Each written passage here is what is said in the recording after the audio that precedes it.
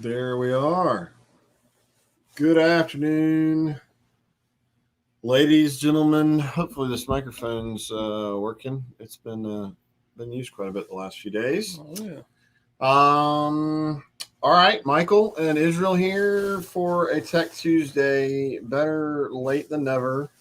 Um, we'll try and get back on a regularly scheduled program. For those of you that are local, you might have some idea of why I wasn't around this morning to get this done. So it's my fault. So sorry if you'd prefer to have talked about boats at lunch. But Do what we got to do I sometimes. think you've been staying busy down there, right? I actually ate lunch today. Did you? Yeah, so good change in pace. That is awesome. Well, guys, as always, jump in with some questions, um, and we'll try to get them answered. Hey there, hey there. I guess it's your way with this end since you can't see this one. There we go. Hello. All right. All right, so guys, drop us some questions, and we will try and get in there. So, want to talk real quick that we've got. You'll see a sign if you're coming over here. We're open. You'll see a sign at the front gate. We're just trying to kind of control the flow of traffic in and out of here. Obviously, escalation of COVID in Etowah County and in the area, and so we're cracking down just a bit more than we were, and trying to control the flows. I've been going pretty well for you guys down in service. Yeah, it's kind of slowed the traffic down a little bit. So Okay, but the loft is still open. You can see Israel is sporting one of our nice new Skeeter jackets. I think it's pretty sweet. Yeah. A hoodie, nice and thick. So we'll try to wear some different jackets that we had. I grabbed some of the AFCO gloves that allow you to do touch screen with the little wipers. Those things were freaking awesome this morning. All right. Well, if you guys aren't going to drop any questions in here, then what I thought we might discuss, because it's wintertime and cold, and there are probably a few guys working on some winter projects, repowering. So let's say somebody's got a early 2000s boat, and they're bass boat. They're looking to repower, put a new motor on. They've wrung out the last one, but they love the boat. What are some things that from the service side of things? What should you consider when what do they need to be thinking about with repowering a boat? Well, sometimes you might have old Johnson on there or something. You want to go with a Yamaha Mercury. And you're going to have to consider, you're going to have new controls, have some new gauges, new wiring harnesses and stuff like that. So it's not always as simple as just throwing a motor on there. But if you have an older Yamaha and you're going to, say if you had an OX66 or a HPDI, you can pretty much use everything with a SHO. If you're going to a Mercury, the same thing. Sometimes if you're going from a real old Mercury, you might have to change some harnesses out because some of the technology has changed. The wiring harnesses have gotten better. It went from 8-pin to 14-pin. So there are some adapters, but if it was a smaller motor, the adapter would work okay. But some of the bigger engines really need the full, smart graph harness. To be able to run. A Yamaha is pretty much standard. So would you consider, I guess this is really an opinion question, but I mean, if you're digging in and you're doing all that work, would you consider just replacing the even if you've got all the compatibility and all that kind of stuff, would it be worth sometimes just while you're in there and doing it? Sometimes it's a good idea. And I'll give you for instance, we did have one guy that had a like a OX66, or it might have even been a carbureted motor, but it was a good bit older than normal when we do repowers. But we put a new show on there and he took it to the water. first couple times did fine, but about the third time I went out there, the starter went bad, and which is, probably first starter I've ever changed, maybe second starter I've changed on a show, and very few between the 16 years and now that I've been here. But we looked at everything, ended up putting a starter on it, and it left again, and a couple more times later, starter went bad on it again. And what we did was, that's big time rare, so we had to look in other places. It turned out the key switch had gotten worn out. Really? And when he'd crank the motor, it would not go all the way back to the run position. Okay. It would be kind of somewhere in between, and he'd hit a wave, and it would engage the starter. And if it engages the starter while it's running, it just stays engaged. Turned it into a generator, and just ran the starter to death. What is you know off the top of your head an idea what the cost of that key? The key switch panel itself is about $200, $225, something like that.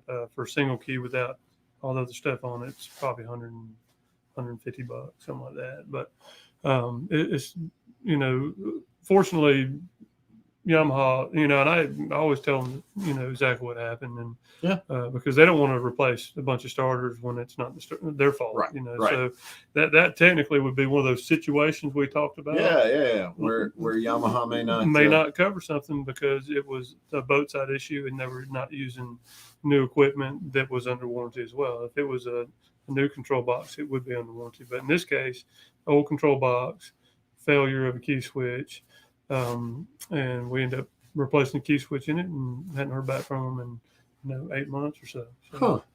Okay. Well, but they were understanding enough that they goodwilled it to the guy, and so as long as he changed that out, they were good. So you're talking about the warranty. If your guy's repowering himself, calls us up and buys a loose motor and goes and throws it on, what is that? What's the requirement that he's got with a Yamaha or Mercury? In terms of doing the PDI and all of that kind of stuff. Are you speaking in terms of him buying the motor, picking it up, putting it on himself? Yeah, he puts it on his own himself.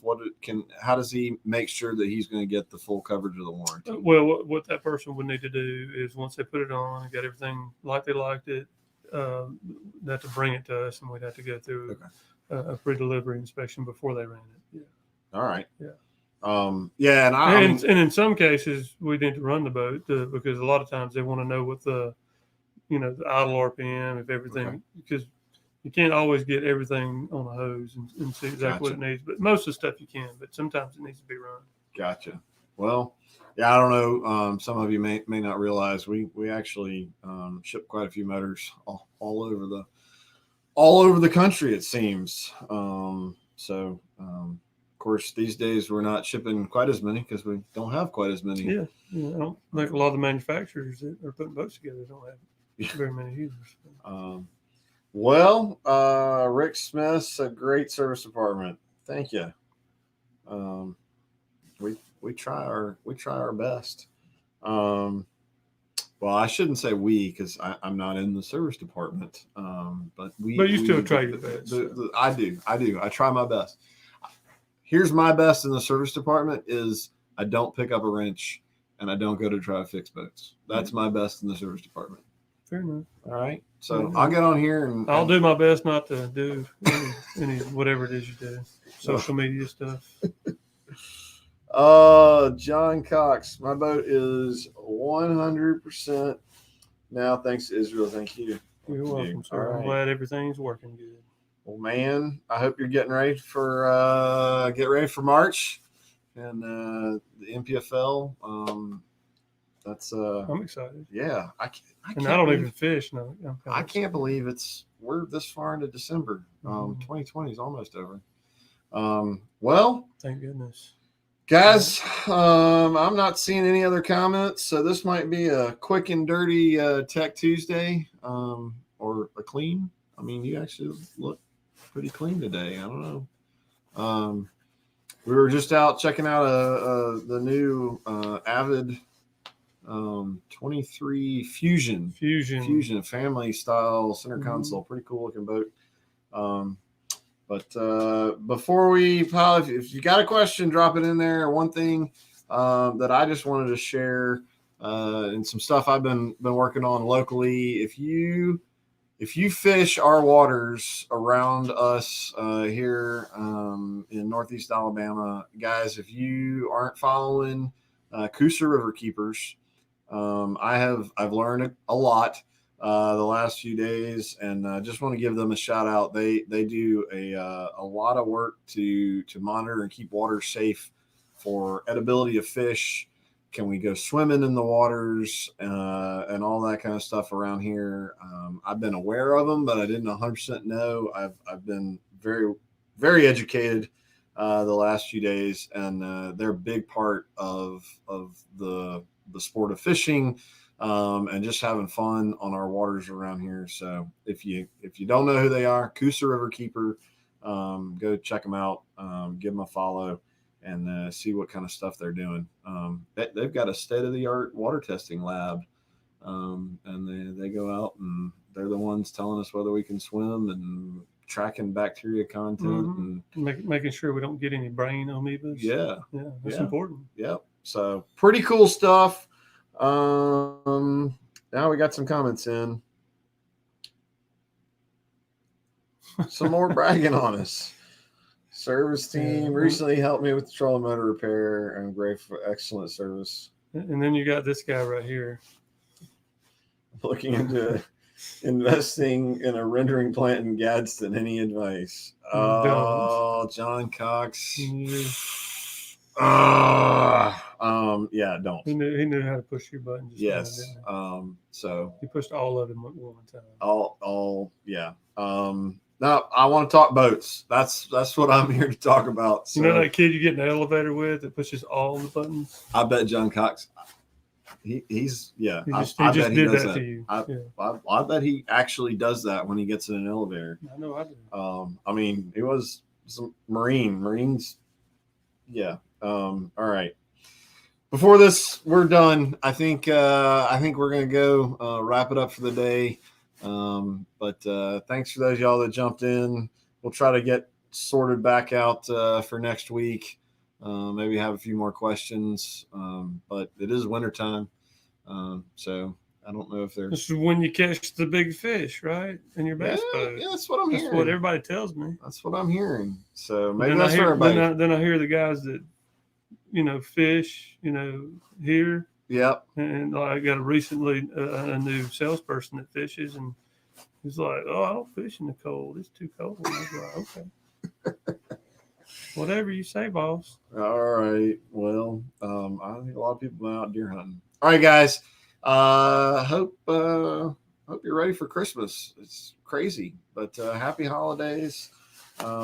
We'll get back at it next week. Everybody, take it easy and see you.